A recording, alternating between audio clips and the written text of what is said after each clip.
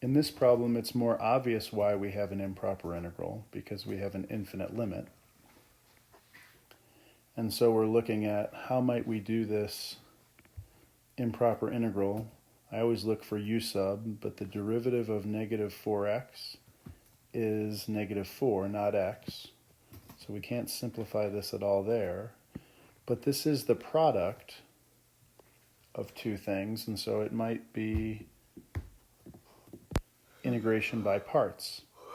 So I'm going to set up this in a rapid tabular integration format, just because I think that's the easiest way to do it,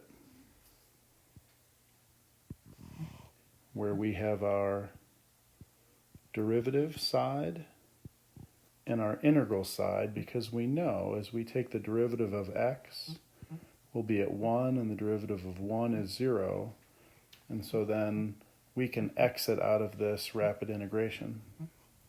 The integral of e to the negative 4x will be e to the negative 4x divided by the derivative of the inner function, so divided by negative 4. And then we'll take one more integral. The integral of e to the negative 4x over negative 4 will be e to the negative 4x divided by another negative 4. So this is going to be positive 16. And as we think through this pattern, we will add and then subtract. So as we write out the information from our table, we have x times e to the negative 4x, and that's a positive result, all over a negative 4, minus e to the negative 4x over a positive 16. And this is the integral, or the antiderivative now, that we are evaluating from 1 to b, and of course we want the limit as b approaches that infinite result.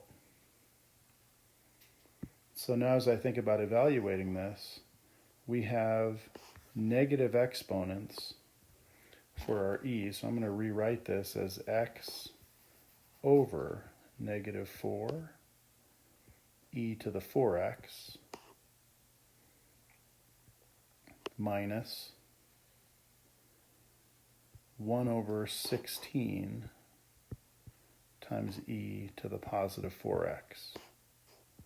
Again, evaluating from 1 to b, and the limit as b approaches infinity. As we think about evaluating this at our upper limit b, well, this first term will go to 0 because the denominator is so much larger than the numerator, and the second term will go to 0 as well. So now we're really just looking at all of this minus 1 over negative 4e to the 4 minus 1 over 16 e to the 4.